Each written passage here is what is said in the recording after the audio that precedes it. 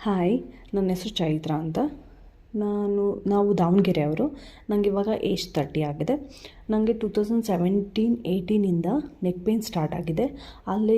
ಆವಾಗ neck pain start ಆಗಿದ್ದು, ಅದಾದಮೇಲೆ ಬರ್ತಾ ಬರ್ತಾ ಅದು ಸಿವಿಯರ್ ಆಗಿ ಜಾಸ್ತಿ ಆಗಿಬಿಟ್ಟು ನನಗೆ ಬಲಗಡೆ ಕೈ ಶೋಲ್ಡರು, ಆಮೇಲೆ ಬಲಗಡೆಗೆ ಬೆನ್ನಿದೆಯಲ್ಲ ಅಲ್ಲಿ, ಆಮೇಲೆ ಬಲಗಡೆ ತಲೆನೋವು, ಅದೆಲ್ಲ ನೋವು ಆಗಕ್ಕೆ ಸ್ಟಾರ್ಟ್ ಆಗಿಬಿಟ್ಟಿತ್ತು. ಅದು ಹೆಂಗೆ ಅಂದರೆ ತುಂಬ ಜಾಸ್ತಿ ಆಗ್ತಾಯಿತ್ತು.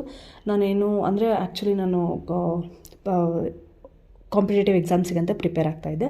ಆ ಟೈಮಲ್ಲೆಲ್ಲ ಕುತ್ಕೊಂಡು ಜಾಸ್ತಿ ಹೊತ್ತು ಓದೋಕ್ಕಾಗ್ತಿರ್ಲಿಲ್ಲ, ಬರೆಯೋಕ್ಕಾಗ್ತಿರ್ಲಿಲ್ಲ, ಆಮೇಲೆ ಏನೂ ಕೆಲಸ ಮಾಡೋಕ್ಕೂ ಆಗ್ತಿರ್ಲಿಲ್ಲ. ಕೈ ಅಷ್ಟೊಂದು ಅಂದರೆ ತುಂಬ ವೀಕ್ ಆಗಿಬಿಟ್ಟಿತ್ತು. ನನಗೆ ಬಲಗೈ ಎಲ್ಲ ಫುಲ್ ವೀಕ್ ಆಗಿ ಹೋಗ್ಬಿಟ್ಟಿತ್ತು. ಏನೂ ಕೆಲಸ ಮಾಡೋಕ್ಕಾಗ್ತಿರ್ಲಿಲ್ಲ, ಏನೂ ಭಾರ ಎತ್ತೋಕ್ಕಾಗ್ತಿರ್ಲಿಲ್ಲ, ಅಷ್ಟು ವೀಕಾಗಿ ಹೋಗ್ಬಿಟ್ಟಿತ್ತು. ಅದಾದಮೇಲೆ ನಾನು ಆವಾಗವಾಗ ಹಾಸ್ಪಿಟ್ಲಿಗೆ ತೋರಿಸ್ತಾ ಇದ್ದೆ, ಟ್ಯಾಬ್ಲೆಟ್ ಕೊಡ್ತಾಯಿದ್ರು. ಬಟ್ಟು ಟೆಂಪ್ರರಿ, ಅದಷ್ಟೇ ಸರಿ ಆಗ್ತಾಯಿತ್ತು. ಆಮೇಲೆ ಏನೂ ನನಗೆ ಅದೇ ನೋವು ಮತ್ತೆ ತಿರ್ಗಾ ಬರ್ತಾಯಿತ್ತು. ಸೊ ನಾವು ಮತ್ತೆ ರೀಸೆಂಟಾಗಿ ನಾವು MRI ಸ್ಕ್ಯಾನ್ ಮಾಡಿಸಿದಾಗ ಗೊತ್ತಾಯಿತು ಅದು ಡಿಸ್ಕ್ ಬಲ್ಜ್ ಆಗಿದೆ ನನಗೆ ಅಂತೇಳ್ಬಿಟ್ಟು. ನೆಕ್ಕಲ್ಲಿ ಡಿಸ್ಕ್ ಬಲ್ಜ್ ಆಗಿದೆ. ಆಮೇಲೆ ಸರ್ವಿಕಲ್ ಲಾಡೋಸಿಸ್ ಇದೆಯಲ್ಲ, ಅದು ರಿವರ್ಸ್ ಆಗಿದೆ. ಇದನ್ನ ಸರ್ವಿಕಲ್ ಸ್ಪಾಂಡಿಲೈಸಿಸ್ ಅಂತ ಕರೀತಾರೆ. ನನಗೆ ಏನಿದು ನೆಕ್ ಪೇಯ್ನ್ ಮತ್ತು ಶೋಲ್ಡರ್ ಕೈಗೆಲ್ಲ ಸ್ಪ್ರೆಡ್ ಆಗಿದೆಯಲ್ಲ ಪೇಯ್ನು, ಅದನ್ನು ಸರ್ವಿಕಲ್ ಸ್ಪಾಂಡಿಲೈಸಿಸ್ ಅಂತ ಕರೀತಾರೆ. ಸೊ ಇದಕ್ಕೆ ಡಾಕ್ಟರ್ ಏನು ಹೇಳಿದರು ಅಂದರೆ ನನಗೆ ಇದು ಸರ್ಜರಿನ ಸಜೆಸ್ಟ್ ಮಾಡಿದರು ಅವರು. ಸರ್ಜರಿ ಮಾಡಲೇಬೇಕು, ಇಲ್ಲಾಂದರೆ ಅದು ಪೇಯ್ನ್ ಹೋಗಲ್ಲ, ಇಲ್ಲಾಂದರೆ ಅದೇ ಪೇಯ್ನಲ್ಲೇ ನೀವು ಹಂಗೆ ಕಂಟಿನ್ಯೂ ಮಾಡಬೇಕಾಗುತ್ತೆ, ಹಂಗೆ ಇರಬೇಕಾಗುತ್ತೆ ಅಂತ ಹೇಳಿದ್ರು. ಅದು ಆಮೇಲೆ ಮತ್ತೆ ಸ್ವಲ್ಪ ದಿನ ಬೆಡ್ ರೆಸ್ಟ್ ಮಾಡಿ ನೋಡಿ, ರೆಸ್ಟ್ ತೊಗೊಳ್ಳಿ, ಎಷ್ಟಾಗುತ್ತೋ ಅಷ್ಟು ಕೆಲಸ ಕಡಿಮೆ ಮಾಡಿ, ಆ ಥರ ಎಲ್ಲ ಹೇಳಿದರು. ಬಟ್ ಅದಾದಮೇಲೂ ಏನೂ ಸರಿಯಾಗಲಿಲ್ಲ. ಅದೆಲ್ಲ ಮಾಡಿದ್ರೂ, ಟ್ಯಾಬ್ಲೆಟ್ ತೊಗೊಂಡ್ರು, ಸ್ವಲ್ಪ ರೆಸ್ಟ್ ಮಾಡಿದ್ರೂ ಯಾವ ಥರನೂ ಏನೂ ಇಂಪ್ರೂವ್ ಆಗಲಿಲ್ಲ. ಸ್ವಲ್ಪ ಆ ಮಟ್ಟಿಗೆ ಮಾತ್ರ ಸ್ವಲ್ಪ ಕಡಿಮೆ ಆಗೋದು ಮತ್ತು ಹಂಗೆ ಜಾಸ್ತಿ ಆಗೋದು. ಆವಾಗ ಅಂದರೆ ನಾನು ಮಹಾವತಾರ್ ಫೌಂಡೇಶನ್ ಕ್ಲಾಸಸ್ನ ಅಟೆಂಡ್ ಮಾಡ್ತಾಯಿದ್ದೆ, ಮೆಡಿಟೇಷನ್ ಮಾಡ್ತಾಯಿದ್ದೆ.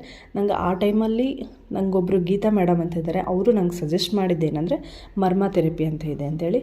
ಮರ್ಮ ಥೆರಪಿ ಈಗ ಅಂದರೆ ನನಗೆ ಅಷ್ಟೊಂದು ಗೊತ್ತಿರಲಿಲ್ಲ ಮರ್ಮ ಥೆರಪಿ ಹೆಂಗೆ ಏನು ಎತ್ತ ಅಂತ ಹೇಳ್ಬಿಟ್ಟು.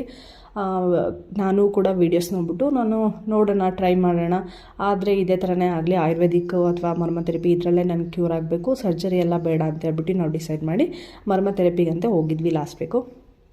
ಹೋದಾಗ ಫಸ್ಟ್ ಸೆಷನ್ನಲ್ಲೇ ಅವ್ರು ಏನು ಎತ್ತ ಅಂತ ಎಲ್ಲ ಕೇಳ್ಬಿಟ್ಟು, ವಿತೌಟ್ ಸರ್ಜರಿ ನಾವು ಇದನ್ನ ಕ್ಯೂರ್ ಮಾಡ್ತೀವಿ, ನೀವೇನು ಯೋಚನೆ ಮಾಡಬೇಡಿ ಅಂತ ಹೇಳಿ ಒಂದೇ ಸಿಟ್ಟಿಂಗಲ್ಲಿ ನನಗೆ ತುಂಬ ಆಲ್ಮೋಸ್ಟ್ ಪೇಯ್ನ್ಫುಲ್ ಒಂದು ಸ್ವಲ್ಪ ಹೊತ್ತು ಅವ್ರು ಟ್ರೀಟ್ಮೆಂಟ್ ಕೊಡೋಷ್ಟು ಹೊತ್ತು, ಅಂದರೆ ಆ ಟೈಮಲ್ಲಿ ನಂಗೆ ಪೇಯ್ನೇ ಇರಲಿಲ್ಲ. ಅಂದರೆ ಬಲಗೈಯಲ್ಲಿ ಎಡಗೈಯಲ್ಲಿ ಎಷ್ಟು ಆರಾಮಿದೆಯಾ ನಂದು, ಅದೇ ಥರ ನನ್ನ ರೈಟ್ ಹ್ಯಾಂಡ್ ಕೂಡ ಇತ್ತು, ಅಷ್ಟು ಫ್ರೀ ಆಗೋಗ್ಬಿಟ್ಟಿತ್ತು.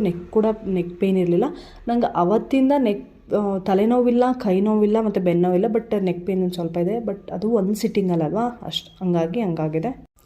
2-3 ಸಿಟ್ಟಿಂಗ್ಸಲ್ಲಿ ಅದು ಫುಲ್ ಕಂಪ್ಲೀಟ್ ಕ್ಯೂರ್ ಮಾಡ್ತೀವಂತ ಹೇಳಿದ್ದಾರೆ.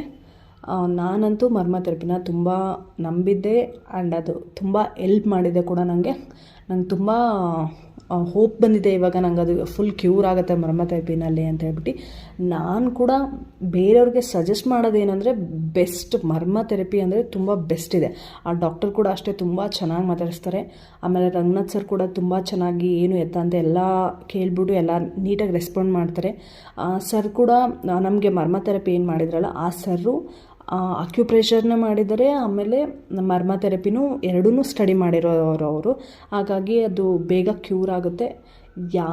ಯಾವುದೇ ಏಜ್ ಆಗಿರಲಿ, ಪ್ಲೀಸ್ ಗೋ ಫಾರ್ ಮರ್ಮ ಥೆರಪಿ. ತುಂಬ ಹೆಲ್ಪ್ ಆಗುತ್ತೆ ಅದರಿಂದ. ನೀವು ಪೇಯ್ನ್ಫುಲ್ ಲೈಫ್ನ ಲೀಡ್ ಮಾಡಬೇಕು ಅಂದರೆ ಪ್ಲೀಸ್ ಮರ್ಮ ಥೆರಪಿನ ನಾನು ಸಜೆಸ್ಟ್ ಮಾಡ್ತಿದ್ದೀನಿ. ಪ್ಲೀಸ್ ಅದು ಮರ್ಮ ಥೆರಪಿನ ನೀವು ತಗೊಳ್ಳಿ.